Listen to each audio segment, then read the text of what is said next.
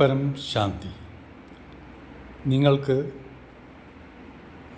എത്ര കഷ്ടപ്പാടുകൾ ഉണ്ടോ, നിങ്ങൾ ഒരു ബ്രഹ്മത്തെ അറിയുകയാണെങ്കിൽ ആ ബ്രഹ്മത്തെ അറിഞ്ഞാൽ മാത്രം പോരാ, പരിവർത്തനം കൂടി ചെയ്യണം. പരിവർത്തനം ചെയ്യുന്ന സമയത്ത് ഡെയിലി പ്രാക്ടീസ് ചെയ്യണം. ചെയ്യുന്ന സമയത്ത് നിങ്ങളിൽ ഒരു തേജസ് വരും, ഒരു പവർ വരും. ആ പവർ പരമാത്മയിൽ നിന്നാണ് എന്ന് ആദ്യം മനസ്സിലാക്കുക.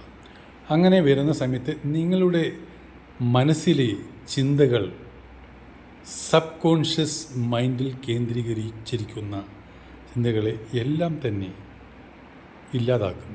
ആ പരമാത്മ നിങ്ങൾ അറിയാതെ തന്നെ. ആ പരമാത്മയ്ക്ക് ഊർജം അത്ര പവർഫുൾ ആണ്.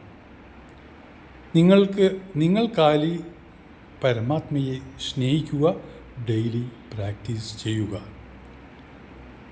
ബ്രഹ്മജ്ഞാനിയാണ് ബ്രഹ്മഋഷി. ബ്രഹ്മജ്ഞാനം ആർ അറിയുന്നുവോ അവർ എല്ലാവരും ബ്രഹ്മഋഷികളാണ്. അത് ആദ്യം മനസ്സിലാക്കണം.